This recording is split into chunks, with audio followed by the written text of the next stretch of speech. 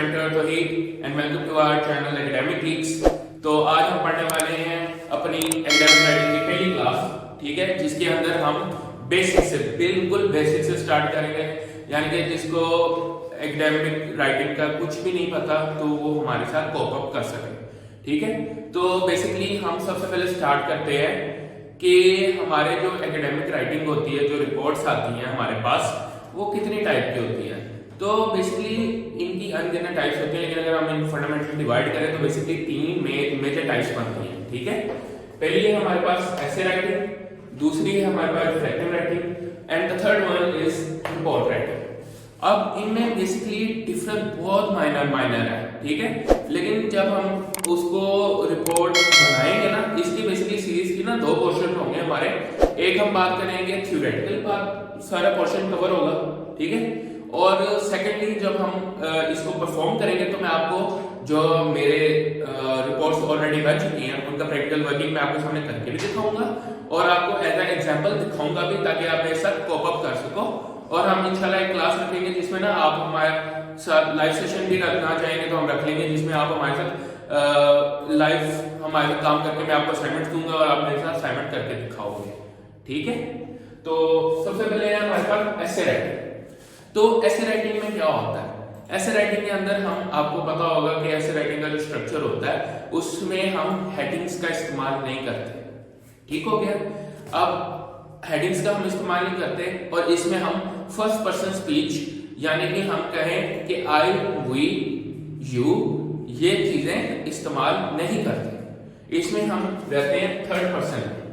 अब third person में क्या होता है? दे, ठीक है। दे यूज कर लिया हमने, इट यूज कर लिया, ये वाले सारे वर्ड जो यूज होते हैं ये होते हैं हमारे थर्ड पर्सन पर्सपेक्टिव के अंदर।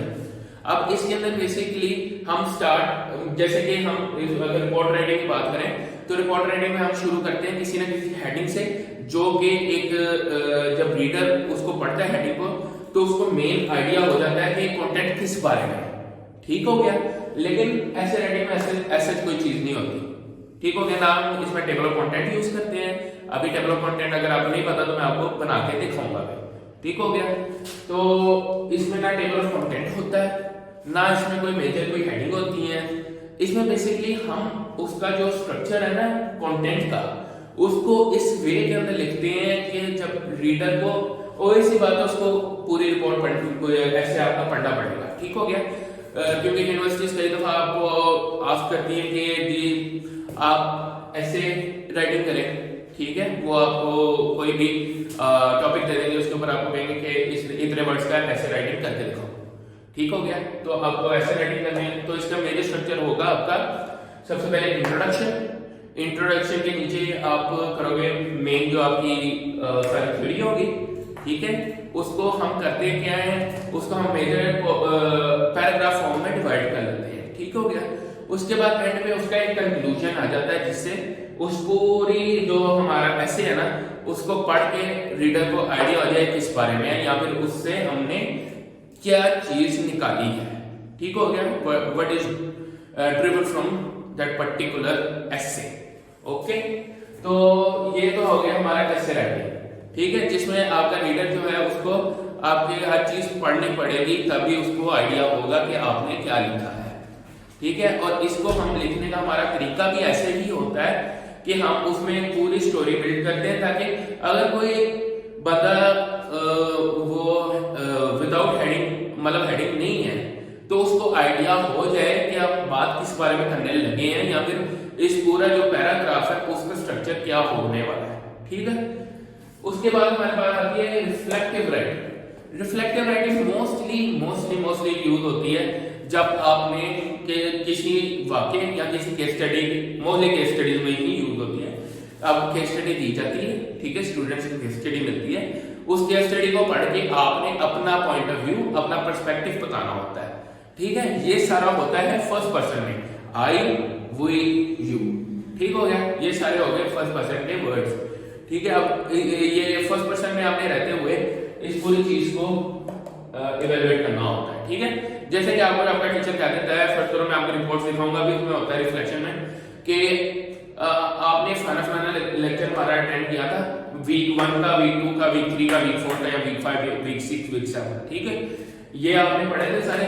अब इनमें से आपने क्या सीखा, आपको मतलब क्या डिफरेंटली करना चाहिए था कि आपकी परफॉर्मेंस इंप्रूव होती, या फिर आपने जो सीखा है उसको एक्सप्लेन करें अपने वर्ड्स के अंदर या अपना पर्सपेक्टिव दें।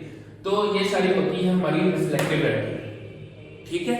उसके बाद हमारी एंड पे आती है रिपोर्ट राइटिंग। जो भी हम मतलब आप लोग ब्लॉग्स वगैरह देखते होंगे, जो भी ब्लॉग आते हैं तो वो मोस्टली हेडिंग्स बेस्ड होते हैं, ठीक है। जैसे कि स्टार्टिंग हेडिंग में लिखा होता है इंट्रोडक्शन, उसके बाद लिखा होता है एक्सप्लेनेशन, उसके बाद उसकी कुछ सब टाइप्स भी होंगी, उसके बाद एंड पे लिखा होता है कंक्लूजन, ठीक है।